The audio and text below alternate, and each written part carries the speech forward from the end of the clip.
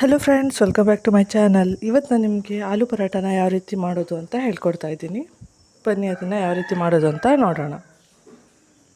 ನೋಡಿ ಎಷ್ಟು ಚೆನ್ನಾಗಿ ಬಂದಿದೆ ಅಂತ. ಮೊದಲಿಗೆ ನಾನು ಗ್ಯಾಸನ್ನು ಆನ್ ಮಾಡಿ ಒಂದು ಕುಕ್ಕರ್ನ ಇಟ್ಟು ಅದಕ್ಕೆ ನೀರನ್ನು ಹಾಕಿ ಆಲೂಗಡ್ಡೆನ ಹಾಕೋತಾ ಇದ್ದೀನಿ. ನಂತರ ಉಪ್ಪನ್ನು ಹಾಕಿ ಲಿಡ್ಡನ್ನು ಕ್ಲೋಸ್ ಮಾಡ್ಕೊಳ್ಬೇಕು. 3ರಿಂದ 4 ವಿಷಲ್ ಮಾಡ್ಕೋತಾ ಇದ್ದೀನಿ. ನಂತರ ಒಂದು ಪಾತ್ರೆಗೆ ಗೋಧಿ ಹಿಟ್ಟನ್ನು ಹಾಕೋತಾ ಇದ್ದೀನಿ.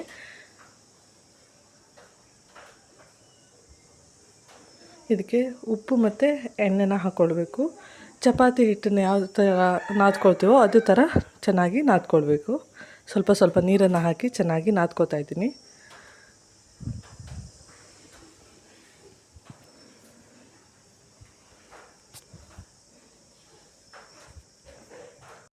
ನೋಡಿ, ನಾದ್ಕೊಂಡಿದ್ದಾಗಿದೆ. ಈಗ ಇದನ್ನು ಒಂದು ಅರ್ಧ ಗಂಟೆ ಸೈಡಲ್ಲಿ ಇಡಬೇಕು. ನಂತರ ಚಾಪರಿಗೆ ಈರುಳ್ಳಿನ ಹಾಕಿ ಚಿಕ್ಕ ಚಿಕ್ಕದಾಗಿ ಚಾಪ್ ಮಾಡ್ಕೊಳ್ಬೇಕು. ನೋಡಿ, ಚಿಕ್ಕ ಚಿಕ್ಕದಾಗಿ ಚಾಪ್ ಮಾಡ್ಕೊಂಡಿದ್ದಾದಮೇಲೆ ಇದಕ್ಕೆ ಸ್ವಲ್ಪ ಕೊತ್ತಂಬರಿ ಸೊಪ್ಪನ್ನು ಕಟ್ ಮಾಡಿ ಇಟ್ಕೊಳ್ತಾ ಇದ್ದೀನಿ ಸೈಡಲ್ಲಿ.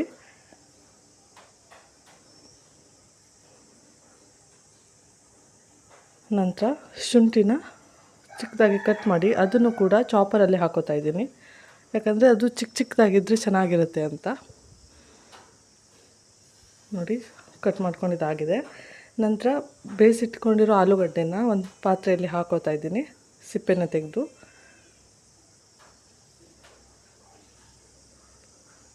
ಎಲ್ಲ ಆಲೂಗಡ್ಡೆ ಸಿಪ್ಪೆ ತೆಗೆದು ಇಟ್ಕೊಂಡಿದ್ದೀನಿ. ಈಗ ಇದನ್ನು ಸ್ಮ್ಯಾಶ್ ಮಾಡ್ಕೊಳ್ಬೇಕು. ಗಂಟಿಲ್ಲದೆ ಇರೋ ರೀತಿಲಿ ಚೆನ್ನಾಗಿ ಸಾಫ್ಟಾಗಿ ಸ್ಮ್ಯಾಶ್ ಮಾಡ್ಕೊಳ್ಬೇಕು ಇದನ್ನು. ಈಗ ಇದಕ್ಕೆ ಕೊತ್ತಂಬರಿ ಸೊಪ್ಪನ್ನು ಹಾಕೋತಾ ಇದ್ದೀನಿ. ನಂತರ ಚಾಪ್ ಮಾಡಿ ಇಟ್ಕೊಂಡಿರೋ ಈರುಳ್ಳಿ ಮತ್ತು ಶುಂಠಿನ ಹಾಕೋತಾ ಇದ್ದೀನಿ.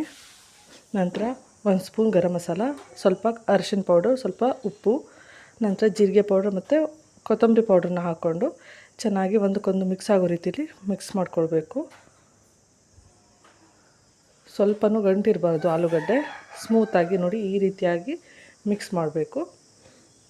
ನಂತರ ಚಪಾತಿ ಹಿಟ್ಟನ್ನು ನಾದ್ಕೊಂಡಿರ್ತೀವಲ್ವ ಅದನ್ನು ಮತ್ತೆ ಇನ್ನೊಂದು ಸಲ ಚೆನ್ನಾಗಿ ನಾದ್ಕೊಂಡು, ಚಪಾತಿ ಮಾಡಲಿಕ್ಕೆ ಎಷ್ಟು ದೊಡ್ಡ ಉಂಡೆನ ತಗೋತೀವೋ ಅಷ್ಟೇ ದೊಡ್ಡ ಉಂಡೆನ ತಗೊಂಡು ಅದನ್ನು ಚೆನ್ನಾಗಿ ಲಟ್ಟಿಸ್ಕೊಳ್ಬೇಕು.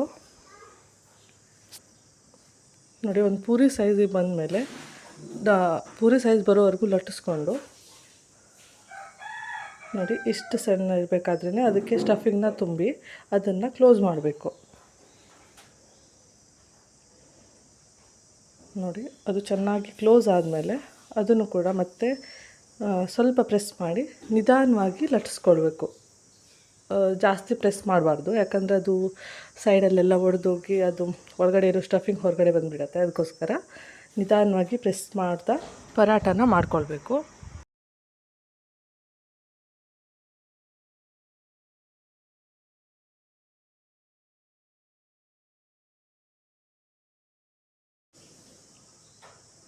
ನೋಡಿ, ಈಗ ಇದು ಆಗಿದೆ. ಈಗ ಇದನ್ನು ನಿಧಾನವಾಗಿ ತೆಗೆದಿಟ್ಕೊಳ್ಬೇಕು.